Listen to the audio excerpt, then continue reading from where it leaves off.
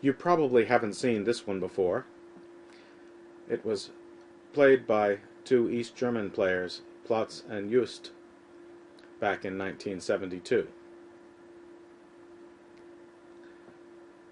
White has something going on the H-file, but at the moment, being down a piece, should probably be looking to recover the material. So many players here would just play rook takes knight on e4. Looking a little deeper, they might examine a check. Push the pawn up and sacrifice it, and then we can fork the king and rook. But after all is said and done, black has a fine little pin, and that will recover the exchange and things will be more or less even. So, we return to the starting position, and we try not to forget that our mission always includes looking at capture checks. Well, there's queen takes h7 check, and Plotz realized that it was a very good move. The king captures, and now the rook slides over to give check. Well, white's playing all in on this one because now the knight at e4 isn't going to be recovered. And for the moment, white's down a queen and a knight for a pair of pawns. But good things will happen because the knight check also covers f7, and that forces the black king to go back onto the h-file where a discovered check awaits. The knight uses f7 to achieve that purpose, and the king moves back to g8. Now, many players trying to calculate this combination in a tournament or even at a chessboard at home might stop here because, well, we can check with the rook, but then he takes the knight and we've just given away pretty much everything. However, it turns out that after the rook check, the knight does go, but now the king is sort of trapped, must return to g8, and after rook g7 check, black resigned, because when the king goes to the corner, the other rook would finally play a role by delivering the checkmate. Again, going back to the starting position, you can see that queen takes h7 check is not a move that you would be quick to look at if you weren't following a discipline that involves always taking a look at a capture check.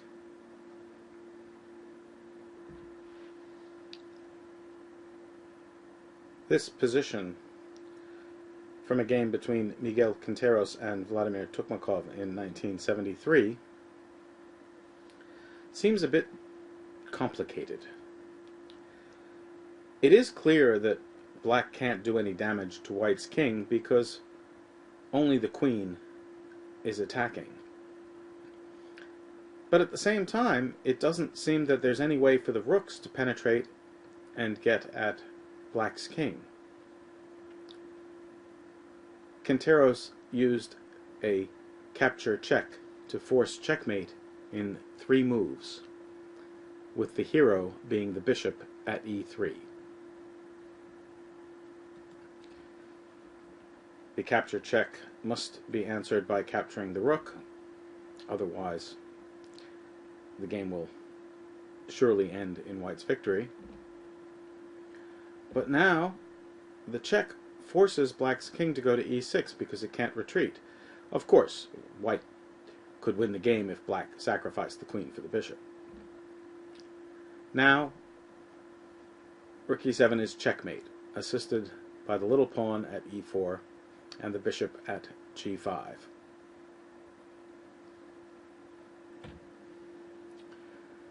It's not easy to out-tactic the great magician Mikhail Tal, but the dazzling player Rashid Nizamedinov was known for creating masterpieces every bit as artistic as those of Tal himself. Here, Tal finds himself in trouble because he has failed a castle. On the other hand, he does have a rook, a bishop, and a pawn in return for his pair of knights. So all he has to do is survive. The control of the e-file makes that impossible. But how to break through?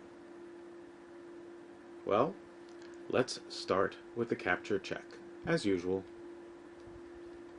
Since the bishop is pinned, the queen captures the knight. Okay, now it's time to increase pressure on the bishop at e5. Nizhmetdinov did that by moving his queen to d4. Well, the bishop's going to go, but perhaps the king can find some shelter. Heads over toward the g7 square. Now, of course, being down a rook, Nizhmetdinov isn't going to settle for just winning back a piece and exchanging queens. Instead, he takes with the rook. Now, the threat is moving the rook to f5, because the queen would be under attack and pinned. Black could try to complicate things, and a player like Tal certainly looked at rook to d8 with a counterattack on white's queen. However, then rook e8 check works, because again the queen at f6 is going to be captured. So, Tal retreated the queen to d8, hoping for an exchange of queens. But of course, that wasn't going to happen. In fact, the very same tactic leads to a win. Rook f5 check, because now there's a discovered attack against the rook at h8. The rooks come off,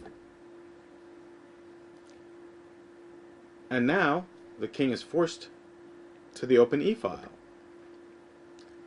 Unfortunately, white doesn't have any more rooks, but Nizhmetdinov doesn't need them.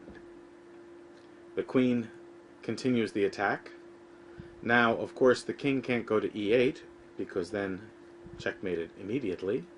So instead, went to e6.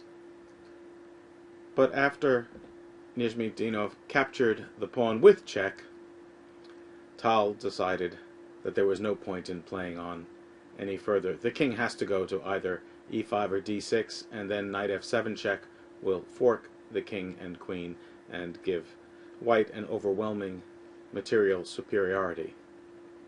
This example shows that even the greatest tacticians can fall to a good tactical assault, especially, of course, when their king is still in the center of the board.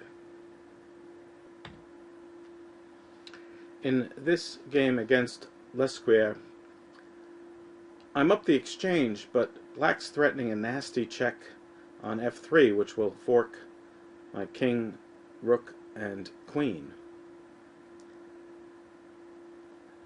There's not a lot I can do about the fork, but looking carefully at the position, I found a very simple solution. At first, it doesn't look like the capture check at e4 is going to accomplish anything, because the king will simply capture. But then, there's a nice little checkmate. Going back to the original position, you can see how important it is to consider capture checks whenever they're available. Even if at first glance it seems that they're completely ineffective. Always look for the follow-up when you look for a capture check.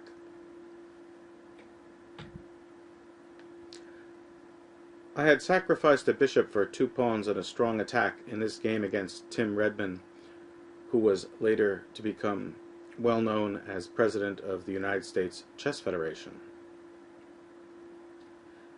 I can't play my rook to b6 just yet, because then it will be captured by black's knight. But there's an elegant solution to that problem. There's a capture check, and of course, I took a look at it.